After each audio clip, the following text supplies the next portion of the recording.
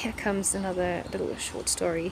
This one is about life, and how, as someone who likes gaming and who likes kinds of games, and let me share you something that I found very interesting.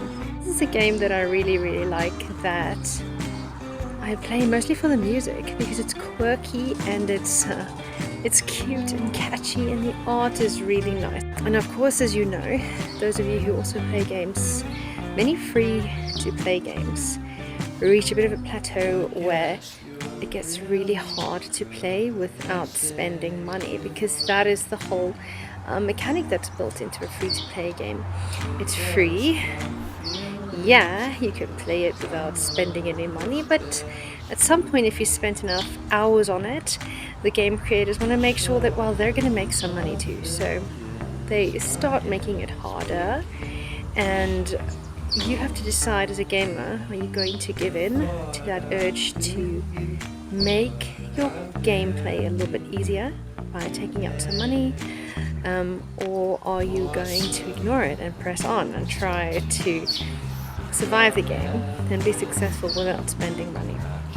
And I think the same kind of research that goes into a casino and the slot machines goes into creating a free-to-play game, because the designers need to know exactly how long someone will keep playing before they lose hope and they have reached a peak and they're fed up.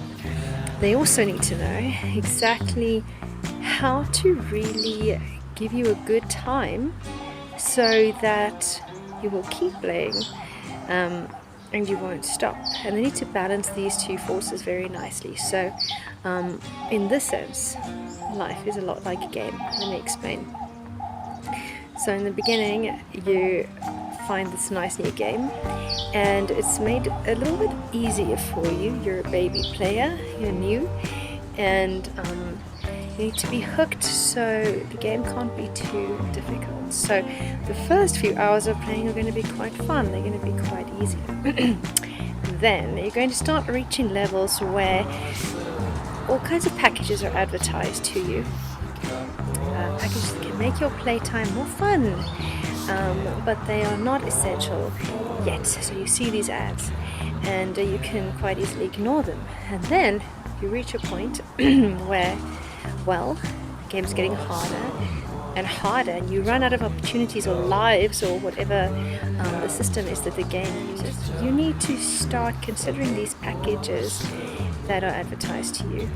And the metaphor in this, for me personally, is life is the same. Always quick fixes out there that are advertised to you, and you can ignore them, like a loan offer or another banking account, or moving your accounts to this interest rate, not just with money but other aspects of life as well, even some friendships.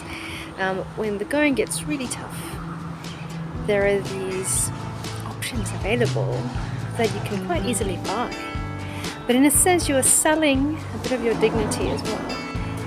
What I'm trying to say to you today is yeah, games that are free to play have this mechanic built in.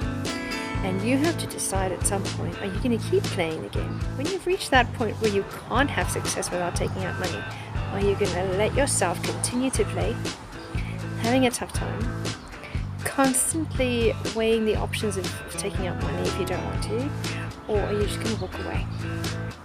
And in some situations in life, it is the same. The system wants your money, and so they're going to make things specifically hard for you. And if you can recognize that, then you can walk away. I've enjoyed everything I can for free, and at this point I'm ready to walk away.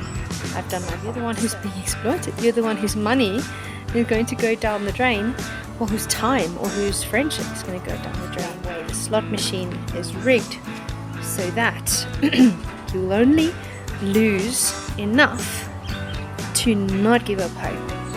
And before you're completely out of other options, you're going to get a win to hook you again.